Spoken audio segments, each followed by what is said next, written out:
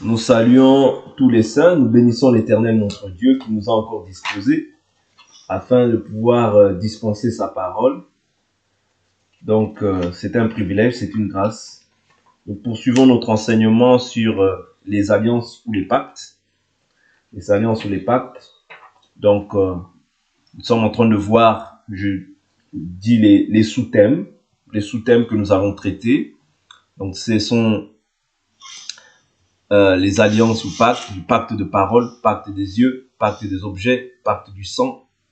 On va voir aussi les alliances humaines par la suite, les alliances avec les animaux des champs, les alliances avec les pierres des champs, les alliances avec la mort, l'alliance, les pactes du moins avec le séjour des morts. Vous voyez, il y a tout plein de sous-thèmes que nous allons essayer de dispenser par la grâce du Seigneur. Donc nous continuons. Dernièrement, nous avons vu le pacte de parole. Nous avons vu que quand tu t'engages de ta bouche, c'est un pacte de parole. D'accord? Nous avions pris pour ça Matthieu 18, Ruth chapitre 1, verset 1 à 16 et Romains 10, verset 9. Vous voyez? Donc, si tu confesses le Seigneur Jésus-Christ, si tu crois que Dieu l'a ressuscité d'entre les morts, tu seras sauvé. C'est-à-dire, c'est un pacte. Tu t'es engagé. C'est un pacte ou une alliance. Vous voyez, quand je parle de pacte, alliance. D'accord? Donc, c'est ça que nous sommes en train de voir. Quand on parle de alliance, je vais prendre aussi un peu la définition de ces choses. Ça va nous aider. Alors à comprendre des fois parce que des fois nous disons les mots, mais nous connaissons aussi un moment en partie. Donc il est important aussi de connaître le sens du mot que nous sommes en train de dire.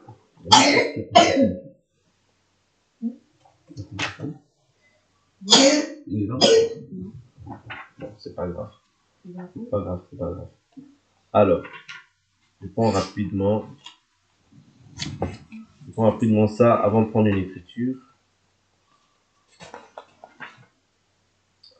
Alors, si je trouve ça, c'est bien, si je trouve pas, c'est pas grave. Je reviendrai dessus par la suite. On va revenir dessus par la suite. Ok, on va avancer, on revient dessus par la suite. On va les définir par la suite. Ok, donc aujourd'hui, on va essayer de voir le pacte des yeux. Ok, le pacte des yeux, c'est important. Quand on parle de pacte, c'est comme une alliance aussi. Ok, c'est comme une alliance. Donc quand on parle de pacte ou d'alliance, c'est à peu près les mêmes choses. Job chapitre 31 verset 1.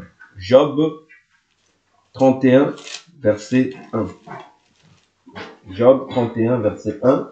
Ici, il est fait mention du pacte des yeux. La Bible nous dit, j'avais fait un pacte avec mes yeux, comment aurais-je pu fixer mon attention sur une vierge? Je continue, je reprends l'écriture. J'avais fait un pacte avec mes yeux, comment aurais-je pu fixer mon attention sur une vierge? Donc ici, il est question du pacte avec les yeux pour ne pas fixer les regards sur une vierge, ou autrement dit aussi sur une femme. C'est pourquoi Jésus aussi nous dit quoi? Jésus nous parle de ça, mais d'une autre manière. Parce qu'il y a beaucoup de gens aujourd'hui qui se livrent pas forcément à l'impudicité, mais qui se livrent aussi aux péchés qui sont liés au regard. Je prends un exemple, il y a un esprit il y a une écriture qui me vient à l'esprit. Israël, lorsqu'ils ont vu, ici je suis dans 1 Samuel, chapitre 8, je crois, si je ne m'abuse. 1 Samuel, chapitre 8. Alors, 1 Samuel, chapitre 8. Alors, je prends à partir du verset 1. Ici, Israël a péché, pourquoi? Parce c'est-à-dire Dieu était le roi en Israël. C'est-à-dire Israël, je vous ai toujours dit, marchait sous la théocratie. C'est-à-dire que c'est Dieu qui règne. Ok? Maintenant, Israël, en voyant les nations marcher avec un roi, ils ont voulu qu'il y ait aussi un roi qui soit à leur tête. Or, celui qui était le roi en Israël, c'était Dieu. Mais c'est par le regard. Ouais, c'est le regard. Parce que comme ils ont observé la conduite des nations, eh bien, directement, ils ont voulu aussi qu'il y ait un roi à leur tête.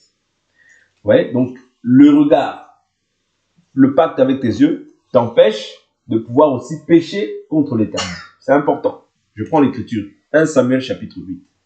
Et c'était aussi lié au péché des enfants de Samuel. Ouais, péché des enfants de Samuel. 1 Samuel 8, verset 1. Lorsque Samuel devint vieux, il établit ses fils juges sur Israël. Le nom de son fils aîné était Joël et le nom du second Abia. Ils étaient juges à Beersheba. Les fils de Samuel ne marchèrent pas sur ses traces. Ils avaient un penchant pour le profit et recevaient des présents et portaient atteinte au droit. Tous les anciens d'Israël se rassemblèrent et vinrent auprès de Samuel à Rama. Ils lui dirent, voici que tu es vieux et que tes fils ne marchent pas sur tes traces. Maintenant établis sur nous pour nous juger un roi comme en ont toutes les nations. Vous voyez? Établis sur nous un roi comme en ont toutes les nations. Aux yeux de Samuel, c'était une mauvaise chose qu'ils aient dit, donne-nous un roi pour nous juger. Et Samuel pria l'Éternel. L'Éternel dit à Samuel, écoute la voix du peuple dans tout ce qu'il te dira, car ce n'est pas toi qu'il rejette, c'est moi qu'il rejette. Vous voyez? Donc le fait d'observer la voix des nations, Dieu appelle ça le rejeter. Est-ce que vous comprenez? Dieu appelle ça le rejeter. Pourquoi? Parce que ils ont vu. Et voilà pourquoi Job, si là-bas, nous dit quoi? J'ai fait un pacte avec mes yeux. Dans ce cadre-là, lui dit pour ne pas fixer mes yeux sur une vierge, mais bien que ça peut être aussi un acte qui peut te pousser à la débauche, parce que quand on observe la voix des nations, la finalité de la chose, ça va nous pousser dans la prostitution. Quand je parle de la prostitution ici, je ne parle pas d'une prostitution forcément physique, mais je parle de l'accouplement avec les pratiques des nations. C'est pas moi qui dis ça. C'est pas moi qui dis. C'est quand je prends Josué, laissons un doigt dans 1 Samuel. Quand je prends Josué, je crois que c'est Josué. Quand on prend Josué, la Bible nous dit que Israël s'accoupla avec Baal Péor. Vous voyez? C'est-à-dire qu'ils se sont accouplés. Comment est-ce qu'ils se sont accouplés? En prenant en fait les doctrines des nations, vous voyez, en marchant, en allant rendre un culte à Baal Péor, ils se sont accouplés. Dieu appelle ça l'accouplement. Vous comprenez? Autrement dit, la prostitution aux dieux étrangers. Ça veut dire qu'il y a la prostitution physique comme ça, mais il y a la prostitution aussi spirituelle. La prostitution spirituelle, c'est quand on ne conserve pas ce que Dieu nous donne. C'est une prostitution spirituelle. Nombre chapitre 25, verset 1. C'est pas moi qui dis. Israël demeurait à Chittim. Et le peuple se mit à se livrer à la débauche avec les filles de Moab. Elles invitèrent le peuple au sacrifice de leur Dieu. Vous voyez? Quand les nations viennent vers les saints pour leur proposer des choses, c'est toujours en vue ou dans l'objectif de vous faire adopter leur Dieu. Ouais. C'est dans le but final, la finalité de cela, c'est pour que tu ailles te prosterner devant leur Dieu. Or, aujourd'hui, il y a une diversité de manières de pouvoir dire que j'adore d'autres dieux. Ouais. Ici, il dit quoi? Il dit, elles invitèrent le peuple au sacrifice de leur Dieu. Ça paraît comme étant rien. Oh non, je t'invite au sacrifice de nos dieux. Viens. Non, tu ne vas pas te prosterner. On sait que toi, tu sers un autre Dieu. Mais fin des fins, c'est pour que tu puisses adorer. Parce que là, ils disent quoi? Et le peuple mangea et se prosterna devant leur Dieu. Israël s'accoupla avec Baal Péor. Vous comprenez? Israël s'est accouplé. C'est-à-dire, autrement dit, ils se sont prostitués, mais à d'autres dieux. Ouais. D'où l'importance de ne pas faire un pacte avec ses yeux. Non seulement avec tes yeux, mais aussi avec tes oreilles. Pourquoi? Parce que la foi vient de ce qu'on entend. Et ce qu'on entend vient de la parole du Christ. Vous comprenez? C'est très important. ce que nous sommes en train de partager. Il parle d'un pacte avec les yeux. Oui, effectivement. Quand on voit, par exemple, Joseph, la femme de Potiphar lui faisait des avances. Elle lui faisait des avances. Elle lui faisait des avances. Bien qu'il l'ait vu et qu'elle faisait des avances. Mais au bout d'un moment, cette femme-là, elle a dit, ah, viens, aujourd'hui, tu vas coucher avec moi. Mais lui, il a refusé, il a fui. Vous voyez? Parce que l'impudicité, on ne résiste pas. L'impudicité, on fuit. Ah oui, parce que Paul nous dit quoi? Fuyez l'impudicité. Tout autre péché qu'un homme commette, cela est en dehors du corps. Mais celui qui commet l'impudicité pêche contre son propre corps. Or, nous, notre corps, c'est le temple du Saint-Esprit. Voilà pourquoi nous devons faire attention, parce que c'est d'abord ce que tu vois, ce que tu entends, et quand tu entends, ça crée quelque chose dans le cœur, et quand ça crée quelque chose dans le cœur, ben c'est comme la bouche, c'est l'expression du cœur, la bouche va exprimer une parole, et quand elle exprime une parole qui est contraire à ce que la parole de Dieu dit, tu es déjà séduit. Vous comprenez? Voilà pourquoi tu dois garder la parole de Dieu dans ton cœur. C'est la parole qui doit primer sur tout. Vous voyez? Parce que les yeux, là, Jésus nous dit, si ton œil est pour toi une occasion de chute, coupe-le. C'est pas pour rien. Jésus dit aussi, si un homme voit une femme, il la convoite dans son cœur, il a déjà commis adultère avec elle dans son cœur. C'est-à-dire, il y a l'adultère physique comme ça. Tu vois quelqu'un qui est marié mais qui va voir une autre femme. Ou bien une femme mariée, mais elle va voir un autre homme. Ça, c'est l'adultère physique. Mais il y a l'adultère aussi spirituel, qui commence comment? Par ce que tu vois. Voilà pourquoi la Bible nous dit, j'ai fait un pacte avec les yeux. Les yeux ne peuvent pas regarder la souillure à la télé. Parce que cette souillure que tu regardes à la télé va impacter ton âme. Et ton âme va être imprégnée, en fait, de ce que tu vois. Ouais. Et tu vas souiller l'esprit, ton esprit. Tu vas souiller ton âme. Parce que l'esprit, on ne peut pas le souiller. Parce que l'esprit est rendu vivant par le Saint-Esprit. Mais la chose qu'on va faire, on attriste. Mais quand on persévère dans cette voie, on éteint dans l'esprit. Vous comprenez? D'où l'importance de faire un pacte avec ses yeux. N'oubliez pas, je prends encore une écriture qui me vient à l'esprit. On va repartir dans le livre de Samuel. Vous voyez, donc ici, c'était juste pour vous donner un exemple que Israël s'est accouplé à Baal-Péor et la colère de l'Éternel s'enflamma contre Israël.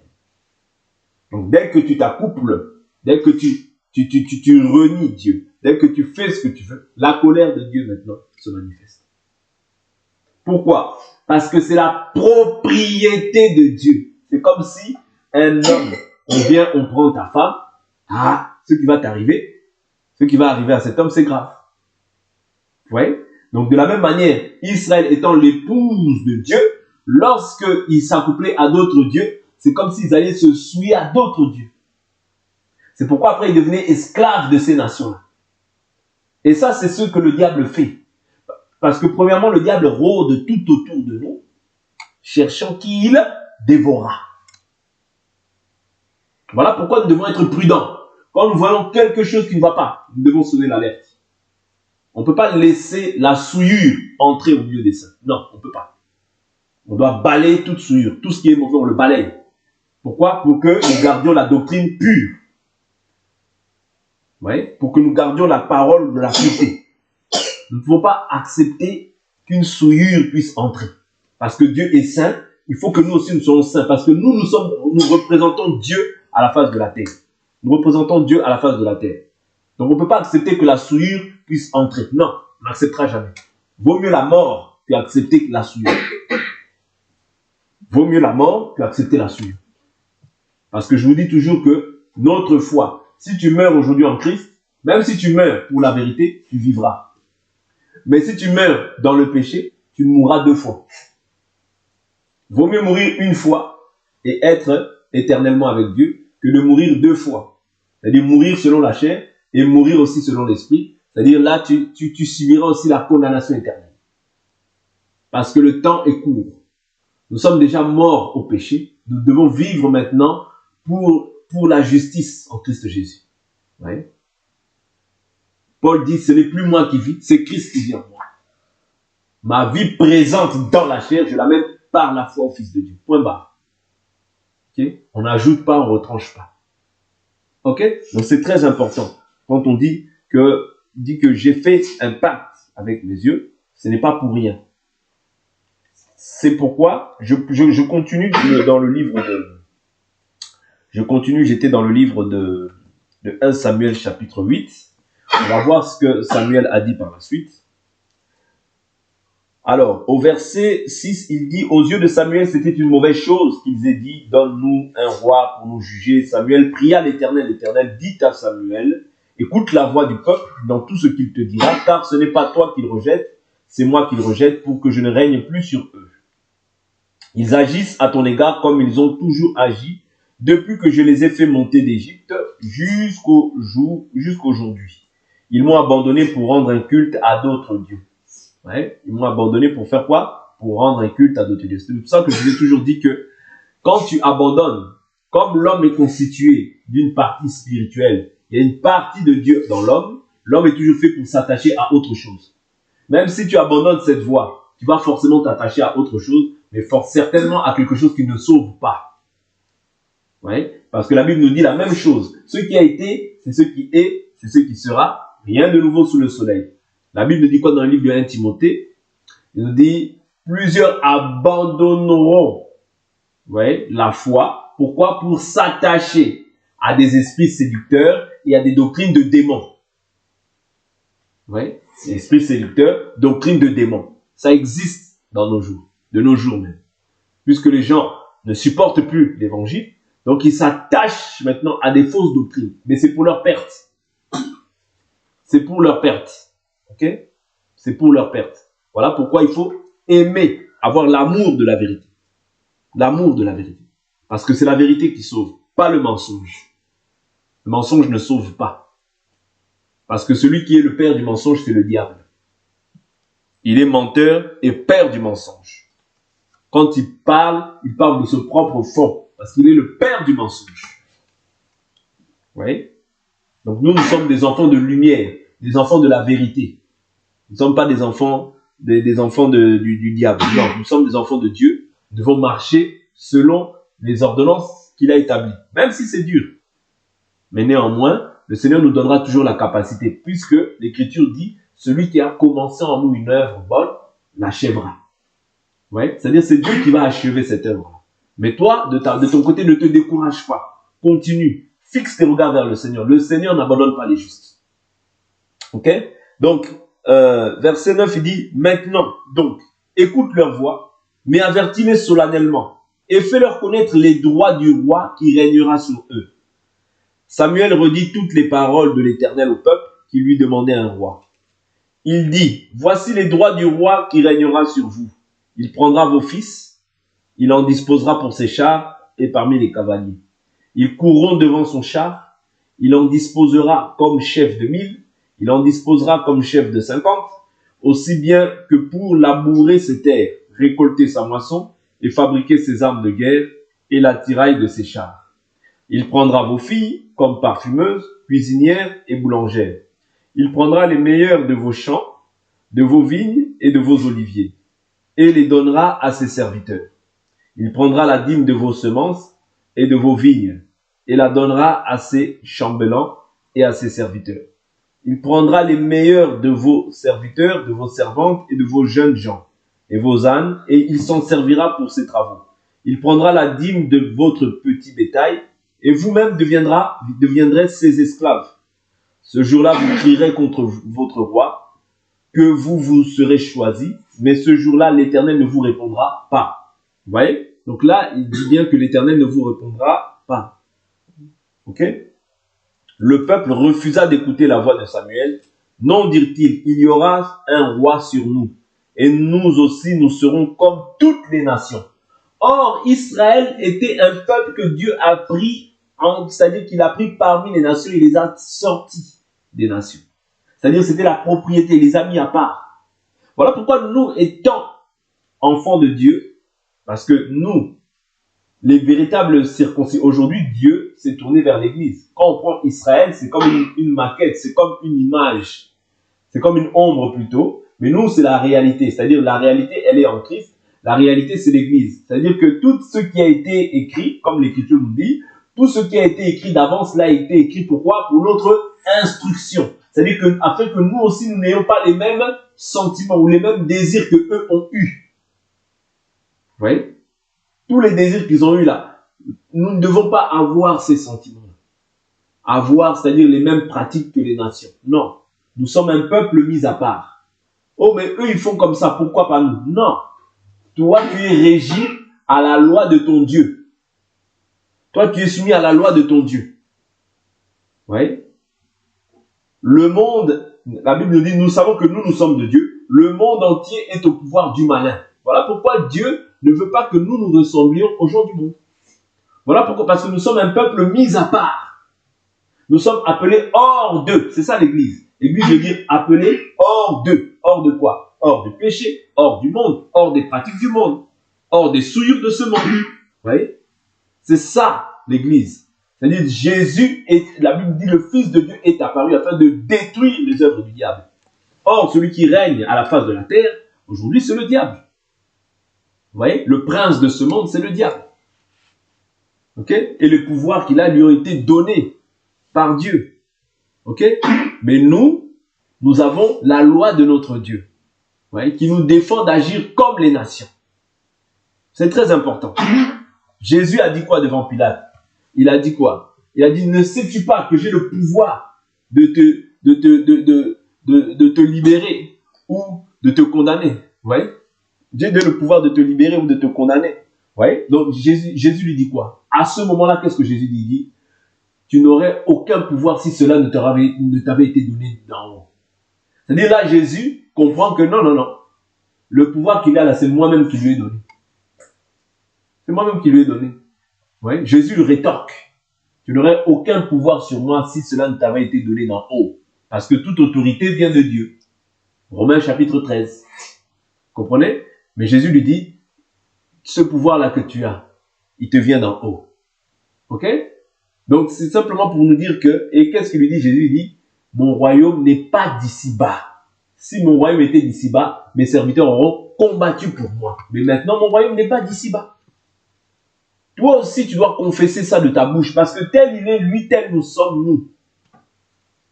Notre royaume n'est pas d'ici-bas. Nous sommes d'en haut.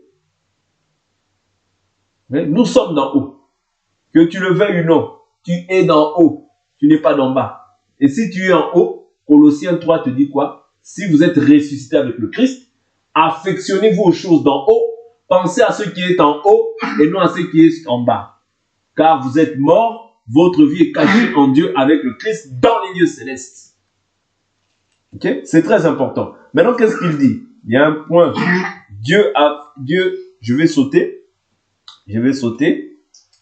parce que Dieu, lorsque Israël a agi comme ça, Dieu a envoyé la pluie par la suite. Vous voyez? Pour montrer le mécontentement.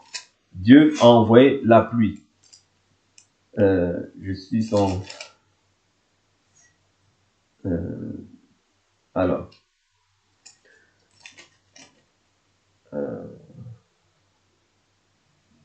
alors, dans le même passage, alors, voilà, il dit, j'étais au verset 20, il dit, le peuple refusa d'écouter la voix de Samuel, non, dirent-ils, il y aura un roi sur nous, et nous aussi nous serons comme toutes les nations, notre roi nous jugera, et il sortira devant nous et conduira nos guerres. Je prends une écriture qui va nous montrer comment est-ce que Dieu avait pris Israël. Et on va aller après dans 1 Pierre, on va s'arrêter là. 1 Pierre, ce sera la dernière écriture. C'est là-bas qu'on va s'arrêter. Alors, Israël était un peuple que Dieu, Deutéronome chapitre 4, je prends rapidement à partir du verset. Ça, c'est pour faire la distinction que Dieu établit entre Israël et les nations. Vous voyez, quand je parle d'Israël, je prends Israël, mais en réalité, je parle aussi de l'Église. Parce que nous sommes l'Israël de Dieu. Vous voyez, ici, je ne prends plus Israël comme étant la nation. Mais quand je prends Israël, je prends Israël comme étant une image. Mais la réalité, c'est l'Église. Parce que Israël, c'est le peuple de Dieu que Dieu a choisi. Mais au jour d'aujourd'hui, Dieu s'est tourné vers les nations qui sont l'Église. Mais il y a l'Israël de Dieu que nous sommes. Vous voyez? Parce que nous, les véritables juifs, ce n'est pas celui qui en a l'apparence, mais le véritable juif, c'est celui qui est selon l'esprit, selon ce que Pierre nous dit. C'est-à-dire le véritable juif, c'est toi, c'est moi, aujourd'hui. Les vrais circoncis, c'est toi, c'est moi. Les véritables juifs, c'est toi, c'est moi. Ok? Ce n'est pas ceux que nous voyons à Tel Aviv, à moins qu'ils se soient repentis et qu'ils aient accepté Jésus-Christ dans leur vie comme Seigneur et Sauveur. Ok? Donc, sinon, le véritable juif au jour d'aujourd'hui, c'est toi et c'est moi. Deutéronome chapitre 4. Deutéronome chapitre 4. Alors, il dit quoi? Verset 5. Il dit, voyez, je vous ai enseigné des prescriptions et des ordonnances, comme l'Éternel mon Dieu me l'a commandé, afin que vous les mettiez en pratique dans le pays où vous allez entrer, pour en prendre possession. Vous les observerez et vous les mettrez en pratique, ce sera là votre sagesse et votre intelligence aux yeux des peuples, qui entendront parler de toutes ces prescriptions et qui diront, cette grande nation ne peut être qu'un peuple sage et intelligent. Pourquoi sage et intelligent? Parce que c'est Dieu qui les a pris. C'est Dieu qui donne cette sagesse. C'est Dieu qui donne cette intelligence. Et les nations autour de nous diront que ce peuple-là, notre manière de vivre, notre manière de nous comporter, vont dire que ce peuple-là, c'est un peuple sage et intelligent. Oui. Quelle est en effet la grande nation qui est des dieux aussi proches d'elle que l'Éternel notre Dieu l'est de nous, toutes les fois que nous l'invoquons? Et quelle est la grande nation qui est des prescriptions et des ordonnances, juste comme toute cette loi que je vous présente aujourd'hui? Oui. Il dit seulement, prends garde à toi et veille attentivement sur ton âme. C'est ça qu'un enfant de Dieu doit faire. Veiller sur son âme.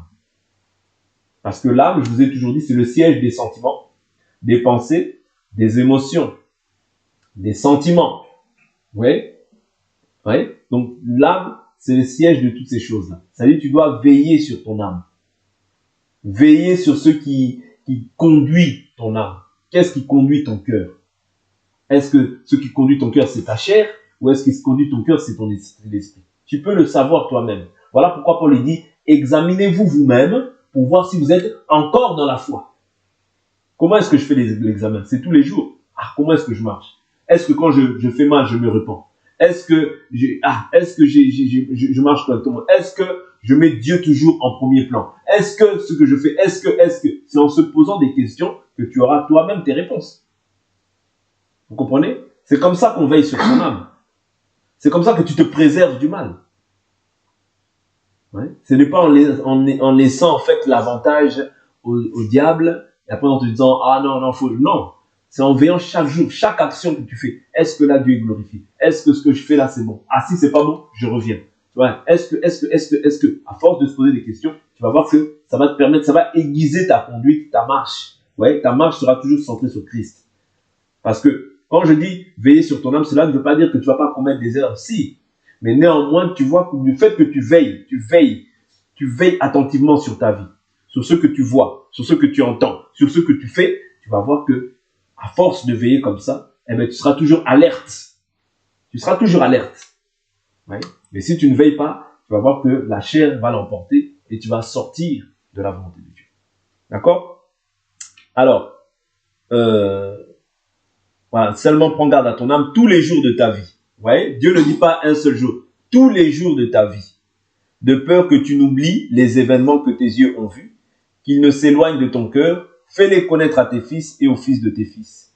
N'oublie pas le jour où tu t'es tenu devant l'Éternel, ton Dieu, à Horeb, lorsque l'Éternel me dit, assemble auprès de moi le peuple, je vais leur faire entendre. Bon, ça c'est quand Dieu a donné les 10 commandements aux Israélites. Maintenant, je vais sauter rapidement. Je vais au verset 12. Je ne vais même pas sauter, je vais au verset 12, c'est important. Il dit, l'Éternel vous a parlé du milieu du feu. Vous avez entendu le son des paroles, mais vous n'avez point vu de figure. Il n'y avait qu'une voix. Il vous exposa son alliance, qu'il vous ordonna d'exécuter. Les 10 paroles, et il les écrivit sur 2 tables de pierre. Vous voyez, donc là, c'est les 10 commandements que Dieu avait exposés à Israël. En ce temps-là, l'Éternel me commanda de vous enseigner des prescriptions et des ordonnances afin que vous les mettiez en pratique dans le pays dans lequel vous entrez pour en prendre possession. Il dit, puisque vous n'avez vu aucune figure le jour où l'Éternel vous parla, vous voyez, donc, quand les gens font des figures, ça veut dire qu'ils ont vu un modèle et qu'ils ont imité. Ça aussi, dans ce cadre-là, nous devons faire attention. Tout ce que tu vois, ouais, toi, tu ne peux pas représenter Dieu par quoi que ce soit.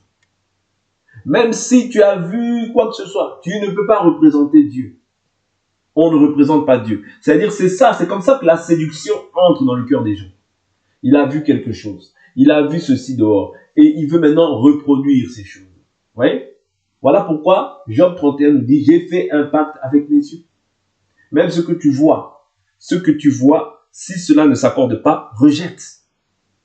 Rejette.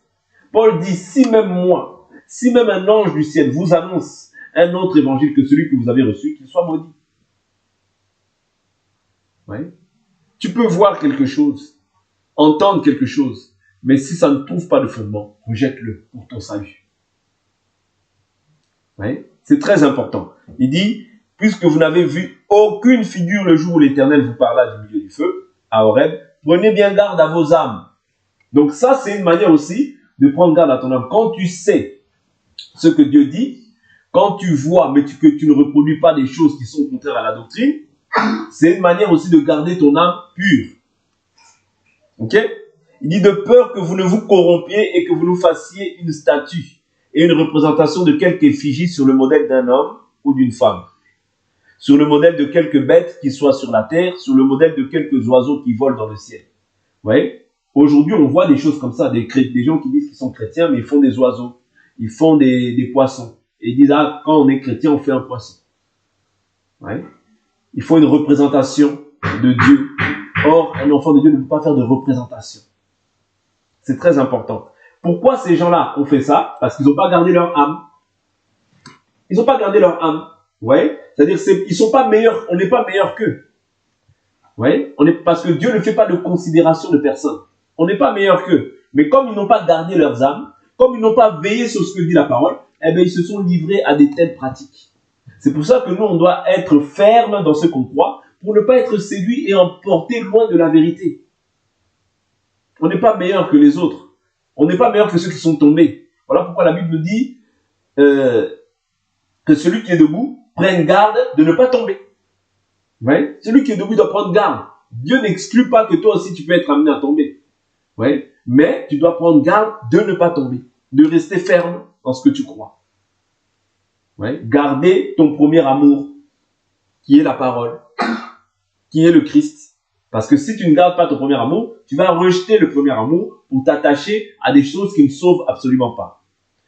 Je vais terminer, je prends une autre écriture après ça et je termine. Sur le modèle de quelque animal qui rampe sur le sol, sur le modèle de quelque poisson qui soit dans les eaux, au-dessous de la terre, et aussi de peur que, levant tes yeux vers le ciel, et voyant le soleil, la lune et les étoiles, toute l'armée des cieux, tu ne sois entraîné à te prosterner devant eux et à leur rendre un culte. Ici, on voit les musulmans. Les musulmans, eux, ils rendent un culte au dieu de la lune. Parce que, en réalité, c'est l'armée du ciel. Ils rendent un culte à la créature et non pas au créateur. Quand tu vois quelqu'un, oh, il y a un soleil, ils prient. En haut de leur truc, il y a une lune. Pourquoi? C'est le dieu lunaire. Il y a des gens aussi qui disent qu'ils vont dans des églises, mais il y en a un soleil. Pourquoi? Ils vont dire, non, c'est juste pour le soleil. Non, c'est le Dieu qui prie. Il prie le Dieu soleil. On ne peut pas représenter Dieu par quoi que ce soit. Oh, lune, étoile. Toi, tu vois des étoiles. Non, c'est simplement pour la décoration. Non.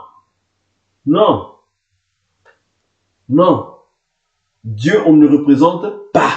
Il est esprit. Il faut que ceux qui l'adorent comment? En esprit, en vérité. Stop. Vous comprenez? Parce que tu peux voir, tu te dis, ah, c'est beau, hein. Nous aussi, on peut faire comme ça. Tu veux maintenant comment dire? Tu veux maintenant faire des choses à la manière du monde, à la manière des nations. Non. On reste focalisé sur Jésus. On reste focalisé sur ce qui est écrit. Oui. Donc ne viens pas innover. Toi, tu veux innover les choses de Dieu. On n'innove pas. Il est le même hier, aujourd'hui, éternellement. Il ne change pas. Alors, voilà, l'armée des cieux, tu dois entraîner à te prosterner devant eux et à leur rendre un culte. C'est là ce que l'Éternel, ton Dieu, a donné en partage à tous les peuples sous le ciel entier. Donc, adorer la lune, les étoiles, le soleil. Dieu a donné ça à qui? Aux nations en partage. C'est ça leur partage. Le partage des nations, c'est ça. Pas toi. Pas toi. Ça, c'est le partage des païens, des gens des nations. Nous, Dieu nous a donné la capacité de pouvoir l'adorer lui et lui seul. On n'adore pas la lune, on n'adore pas les étoiles, on n'adore pas le soleil, on n'adore pas un animal, on n'adore pas un homme, on n'adore rien. On n'adore que Jésus. Et Jésus seul. C'est lui le sujet de notre adoration. Et Jésus, il n'a pas des longs cheveux, avec une barbe comme vous le voyez là. Vous dites c'est Jésus. Non, ça c'est un faux Jésus. Jésus est esprit. 2 Corinthiens chapitre 5 verset 16. Si nous avons connu Christ selon la chair, aujourd'hui nous ne le connaissons plus ainsi. C'est-à-dire aujourd'hui nous le connaissons simplement spirituellement. Fais gaffe à ce que tes yeux voient. Toi tu vois, ah non, ça c'est Jésus. Quand tu vois à la télé, ah, le tape, ah, Jésus, vraiment, il a souffert. Non, c'est pas Jésus, c'est un acteur. C'est un acteur. Jésus est esprit. Ok? Mais vous, l'Éternel vous a pris et vous a fait sortir de la fournaise de fer de l'Égypte, afin que vous soyez un peuple qui soit son héritage, comme vous l'êtes aujourd'hui. L'Éternel s'irrita contre moi à cause de vous et il jura que je ne passerai pas le Jourdain et que je n'entrerai pas dans le bon pays que l'Éternel, ton Dieu, te donne en héritage.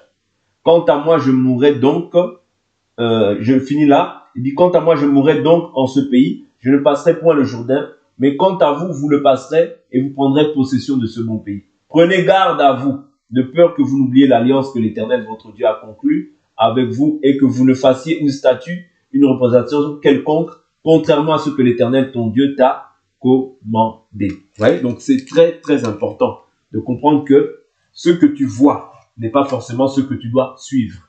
Ce que tu vois, si cela ne se conforme pas à ce qui est écrit, tu le rejettes au nom de Jésus-Christ. J'ai dit, je prends une dernière écriture, veuillez m'excuser, supportez-moi mes frères. Je prends une dernière écriture et je m'arrête là. 1 Pierre, chapitre 1 Pierre,